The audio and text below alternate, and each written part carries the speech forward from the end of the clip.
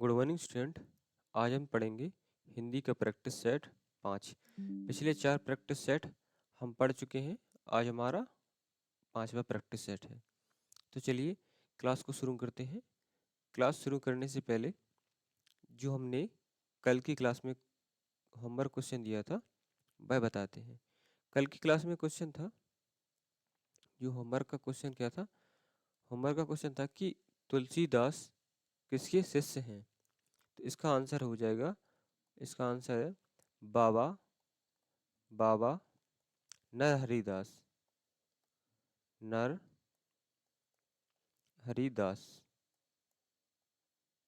Narharidas. Clear? कल का जो होमवर्क क्वेश्चन था उसका जी आंसर हो जाता है। चलिए अब नेक्स्ट क्वेश्चन पर चलते हैं अपनी। पहला क्वेश्चन है, किसका उच्चारण स्थान दंत्य है? किसका उच्चारण स्थान दंत्य है? ऑप्शन देखेंगे, पा, ना, गा, घा। इसका आंसर क्या हो जाएगा? आइए देखते हैं उच्चारण स्थान को सभी को, जैसे कि कावर्ग, कावर्ग, कावर्ग। कावर्ग के जो वर्ण हैं वह क्या कहलाते हैं? कंठ। कावर्ग के कहलाते हैं कंठ। इसके बाद आता है चावर्ग। चावर्ग के जितने भी जो वर्ण हैं वो क्या कहलाते हैं? तालु। चावर्ग के तालु। इसके बाद है टावर्ग। टावर्ग, टावर्ग के जो वर्ण है वह मूर्धा। तावर्ग, मूर्धा के बाद क्या आता है? दंत। और लास्ट में पावर्ग। पावर्ग, पावर्ग के हैं ओष्ठ। अब यहाँ पे देखिए, यहाँ पर पूछा है दंत।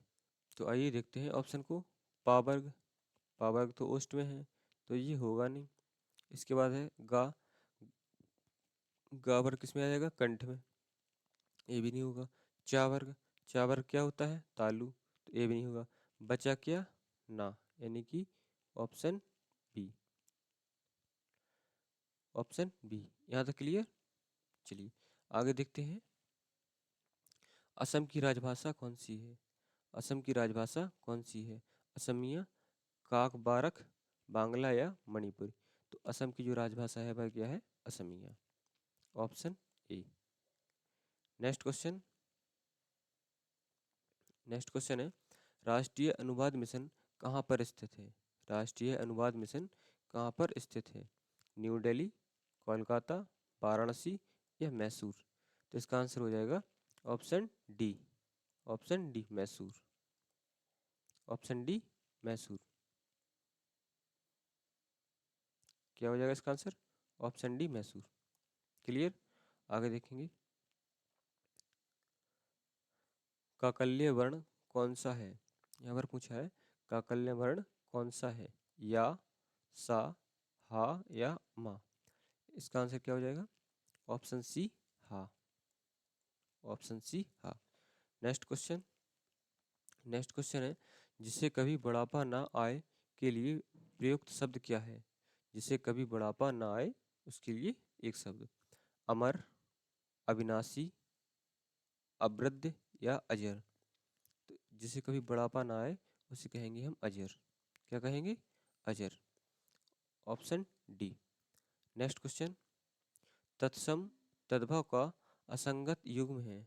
तत्सम तद्भव का असंगत युग्म है। देखेंगे, स्वर्ण, सोना, जुहा, जीव, कोयल, कोकिल, छार या खार? तो यहाँ पर पूछा है कि असंगत वर्ण बताना आपको। क्या पूछा है? असंगत वर्ण। असंगत वर्ण तो क्या हो जाएगा? Option C. Option C. कोयल, कोयल का कोकिल, कोयल का कोकिल। तो यहाँ पर जो असब यानी कि असंगत है वह क्या हो जाता है? वह यही हो जाता है, कोयल का कोकिल। Option C. क्योंकि जो कोयल बर्ड है, कोयल बर्ड क्या है? वो तद्भव है। तद्भव, इसलिए ये गलत हो जाता है। क्लियर, और ये तत्सम है। नेक्स्ट क्वेश्चन, नेक्स्ट क्वेश्चन है बेल शब्द का बहुवचन क्या होगा? बेल शब्द का बहुवचन क्या होगा? बेलो, बेलें, बेलो या बेला।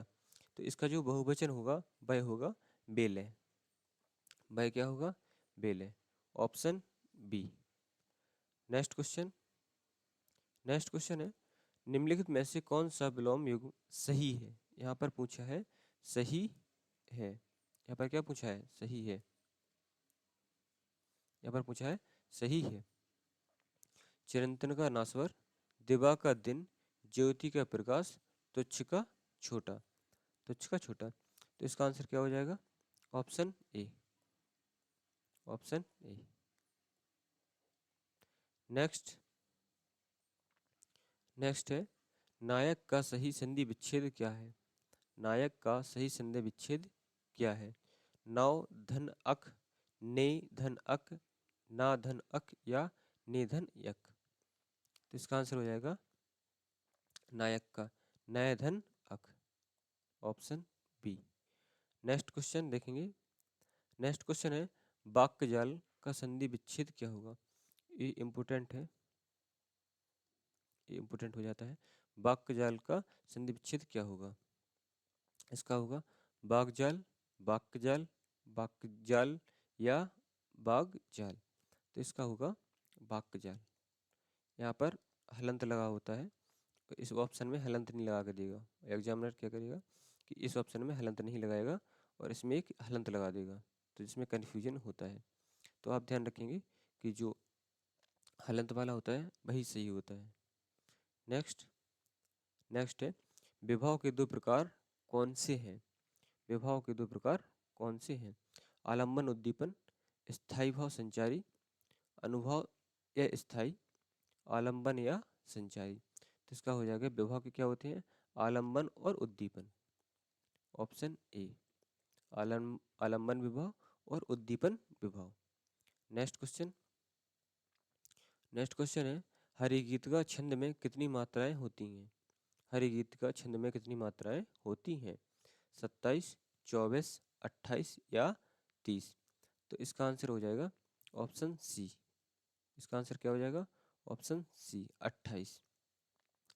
हरिगीत का में 28 मात्रा होती हैं। इसमें 16 और 13 पर 16 और 13 मात्राओं पर यति होती है। क्या होती है? 16 और 13 मात्राओं पर 13 मात्राओं पर यति।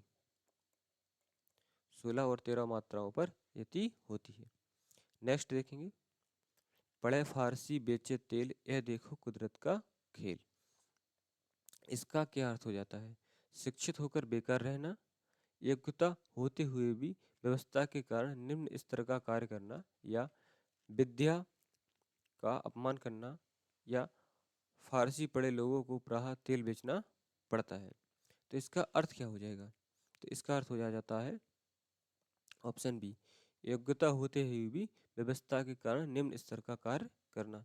यानी कि किसी व्यक्ति के पास योग्यता बहुत है परंतु उसकी व्यवस्था के कारण वह उससे जो निचले स्तर का कार्य कर रहा है, तो उसे कहते हैं कि पढ़े फारसी बेचे तिल यह देखो कुदरत का खेल।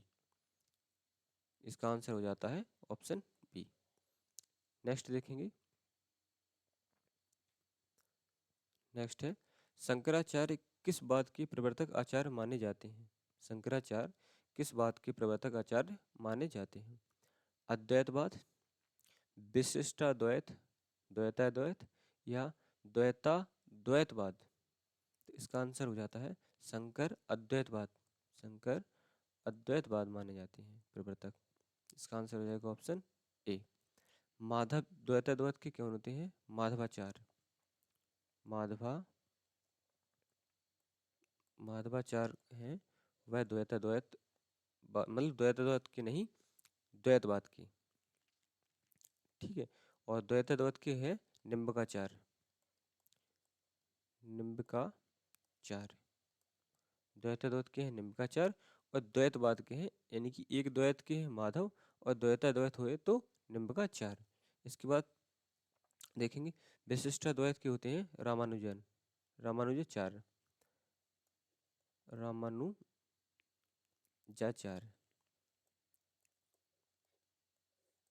यहाँ तक क्लियर।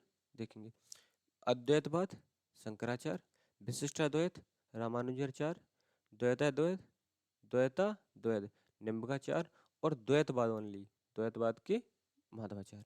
यहाँ तक क्लियर। चलिए आगे देखेंगे पुरुषवाचक सर्वनाम के कितने भेद होते हैं? 4, 3, 7, 2। तो पुरुषवाचक सर्वनाम में कितने भेद होते हैं? 3। Option B. Next question, Mohan एक शालीन लड़का है, उस वाक्य में शालीन शब्द क्या है? यहाँ पर पूछा है कि मोहन एक शालीन लड़का है, लेकिन शालीन शब्द क्या है? देखेंगे परिणामवाचक, संख्यावाचक, गुणवाचक या सार्वनामिक विशेषण। तो यहाँ पर शालीन की बात की गई है, तो शालीन परिणाम तो होता नहीं है, शालीन संख्या भी नहीं है और ना ही शालीन सार्वनामिक। शालीन क्या हो जाता है? गुण। कोई व्यक्ति शालीन है तो इसका अर्थ क्या है कि वह उसके गुण को दर्शा रहा है। तो यहाँ पर क्या हो जाएगा? गुणवाचक विशेषण। नेक्स्ट क्वेश्चन, नेक्स्ट क्वेश्चन है अर्थ के आधार पर संबंधवाचक अव्यय को कितने भागों में विभक्त किया जाता है? यहाँ पर पूछा है कि अव्यय को कितने भागों में विभक्त किया जाता है? ऑप्शन देखेंगे 13, 12, 14 या 15। तो संबंधवाचक अव्यय है, संबंधवाचक अव्यय उसको 13 भागों में विभक्त किया जाता है। इसको भी आप इम्पोर्टेंट डाल लीजिए, important. Clear. Option B. Next, next है वार्षिकी के प्रकाशक कौन है? वार्षिकी के प्रकाशक कौन है? साहित्य अकादमी, केंद्रीय हिंदी निदेशालय, प्रकाशन विभाग या हिंदी अकादमी? तो इसका आंसर हो जाता है ऑप्शन बी, केंद्रीय हिंदी निदेशालय। केंद्रीय हिंदी निदेशालय इसका हेडक्वार्टर कहाँ पर है? New Delhi, new Delhi. इसका मुख्यालय नई दिल्ली है और इसकी स्थापना हुई थी 1 मार्च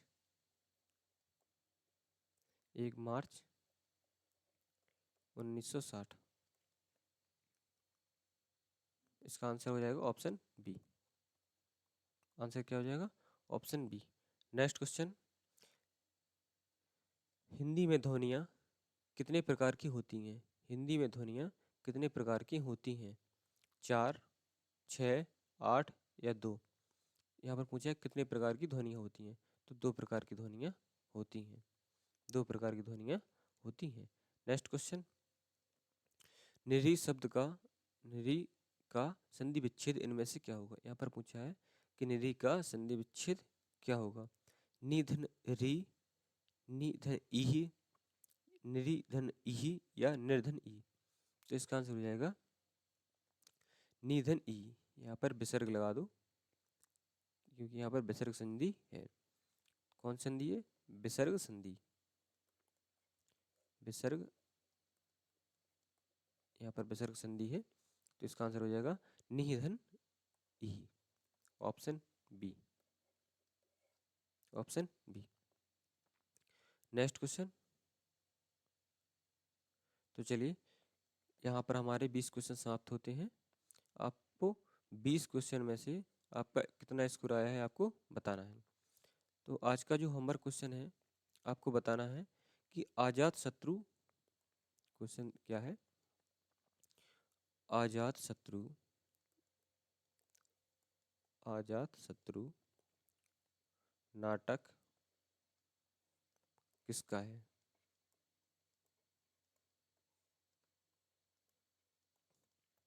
आपका होमवर्क क्वेश्चन है कि अजात शत्रु नाटक किसका है?